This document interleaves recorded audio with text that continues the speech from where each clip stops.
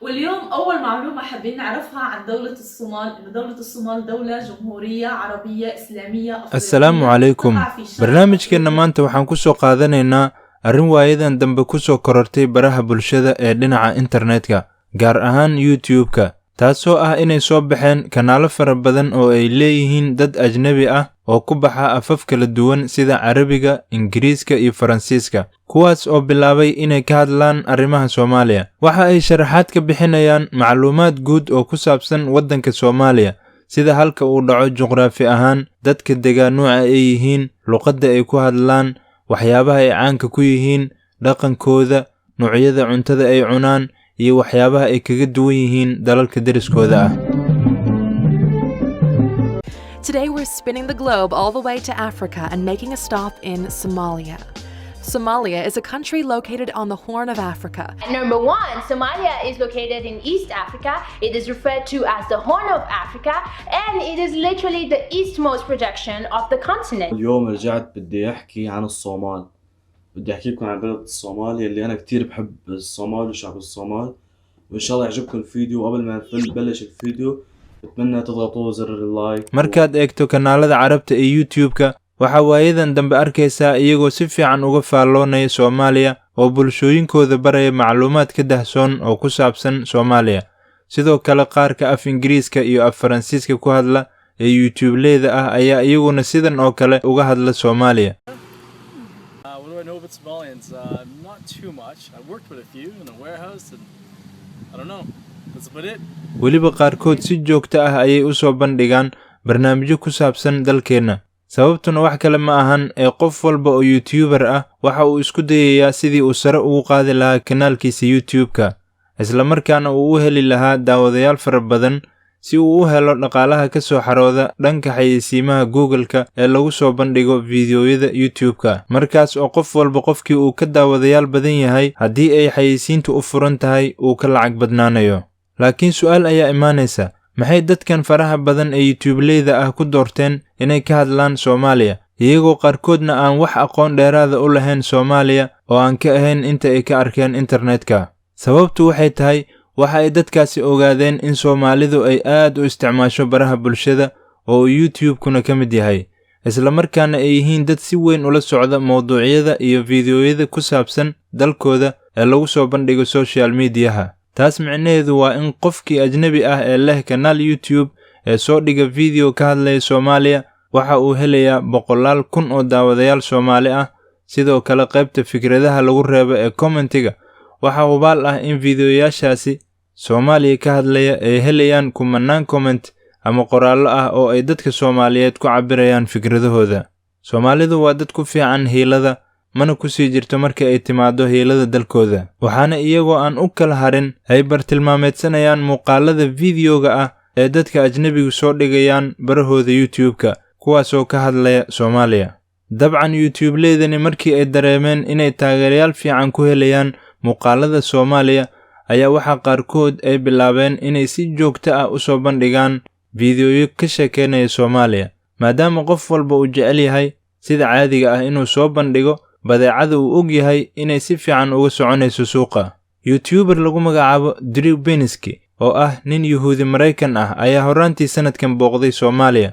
isagoo soo dhigay video ka hadlaya Soomaaliya iyo wixii uu kala kulmay wuxuuna sheegay in muuqaalkaasi uu noqday mid ka mid ah kuwii ugu daawashada badnaa ee uu soo dhigay boggiisa waxaana Drew Beniski uu sheegay inuusan marnaba filanayn tiradii aadka u badneed ee Soomaaliyeed ee daawatay muuqaalkii uu ka diyaariyay Soomaaliya wuxuu xusay in safarkiisii Soomaaliya uu ahaa mid indhaha u furay isla markaana bedelay fikrado badan oo uu ka aaminsanaan jiray Soomaaliya markii uu joogay Mareykanka maadaama Soomaaliya ay ku jirto saddexda waddan ee ka tirsan jaamacadda Carabta ee misna dadkoodu aysan ku hadlin luqadda Carabiga oo loola jeedo in af Carabigu uusan ahayn luqadda koowaad ee dalalkaasi ayaa dawladaha Carabtu aysan wax badan ka garanayn Soomaaliya sidaa darteed barnaamijyada looga hadlayo waddanka Soomaaliya si gaar ah ayay u daneeyaan shucubta ku nool dawladaha reer galbeedka ayaa iyaguna wax badan oo fikrad guud ah aan ka haysan Soomaaliya iyadoo intooda badan aysan garanayn xitaa halka ay Soomaaliya kaga taalo khariidada caalamka sidaa darteed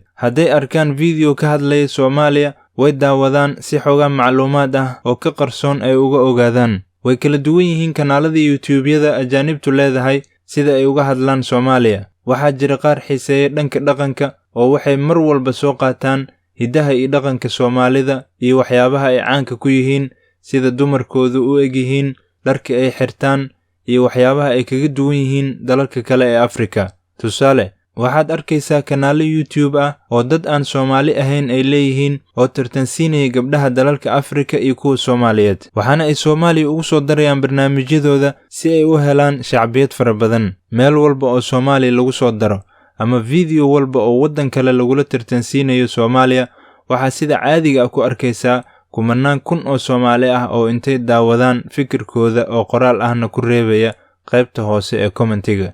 Waxaa jira YouTube kale oo ay leeyihiin lamaanayaal iyo carruurtooda, kuwaas oo iyaguna ka faallooda cuntooyinka Soomaalida. Sidii caadada ahayd, qofka Soomaaliga ah hadduu indhaha saaro video ka hadlaya cunto Soomaaliga sida bariis, baasto, hilibgeel, canjeelo, laxoox, muufo, sambuus iyo wixii la mid ah, isma hayn karo ilaa uu meesha dalaq yidhaahdo. Waxaana kadib uu badinayaa daawadayaasha videogaas, comment iyo like-na wuu u raacinayaa. qaar baa tartansiinaya cunto Soomaaliga iyo cunto Carbeedka. Qaar baa waxay habeen u qorsheynayaan inay aadaan maqaayadaha Soomaalida si ay halkaasi uga soo casheeyaan, cunto hilib lehna uga soo cunaan, gaar ahaan hilibgeelka. Kadibna waxa ay si faahfaahsan uga sheekeynayaan cuntadii dhadhanka lahayd ee ay maqaayadaasi ka soo cuneen. Waxayna leeyihiin, aaway Soomaalidii, hadda maanta waa cuntadiinnii waxa aan tijaabinayno. Fikirkiina qaybta hoose ku dhaafa, iyagoo markaa og in codka la siinayo. All my Somali friends, hello, look at this goodness. That's some good stuff. Good stuff. I wasn't expecting that. I was a little nervous, but you know what? It tastes fabulous. Here, like this content, click on the bell, be a part of the notification. Here goes. First time ever trying Somalian food or authentic Somalian food. So I got the rice, I got the goat, and it comes with a salad and some sort of sauce here. Camel meat. Looks yummy or what? It smells good. Let me know if you guys like camel. Okay, here we go. Camel meat for spite. Sanadihii ugu dambeeyay waxaa kordhay Soomaalida ku soo biirtay barta YouTube-ka, taas oo keentay inay caalamka u soo gudbiyaan wejiga Soomaalida dhabta ah ee ka duwan midda ay warbaahinta caalamku mar walba ka soo tabiso Soomaaliya, taasoo isugu jirta qarax, dhimasho, argagixiso, burcadbadeed iyo waddan ay ku tilmaamaan midka ugu halista badan caalamka. Hase yeeshee, dhalinyarada Soomaaliyeed ayaa taa ka soo horjeestay, waxayna go'aansadeen inay kaamirooyinkooda qaataan, adduunkana la wadaagaan dhanka wanaagsan ee Soomaaliya. Waayo noloshu ma wada ahan hal dhinac, oo haddii uu dhan xun yahay, waxaa jira dhan kale oo fiican. Fiidiyoyada wanaagsan ee Soomaaliya ayaa waxay run ahaantii beddeleen fikradihii ay aaminsanaayeen dad fara badan oo aan weligood tegin Soomaaliya, balse ka arkay oo keliya inta ay u soo gudbisay warbaahinta caalamka ee halka dhinac ah. Adduunku maanta waxa uu marayaa in qofkii haysta mobil internet leh ama kombiyuutar uu wax badan soo kordhin karo, wax badanna faa'iidaysan karo, isla markaana dhaqaale uu noloshiisa ku maareeyo uu ka samayn karo dhanka baraha bulshada oo ay dadku ku wada xiriiraan. Haddaba miyaysan ahayn in Soomaalidu sida ay sare ugu qaadayaan kanaalada YouTube-yada dadka ajnabigu leeyihiin inay marka hore iyaga dhexdooda isu dhiibaan subscribe-ka iyo like-ta, maadaama ay isku waddan yihiin, isku afna yihiin, taas oo kordhinaysa daawadayaasha kanaalada YouTube-ka Soomaalida, isla markaana sare u qaadaysa dakhliga u soo xarooda YouTube-leyda Soomaalida.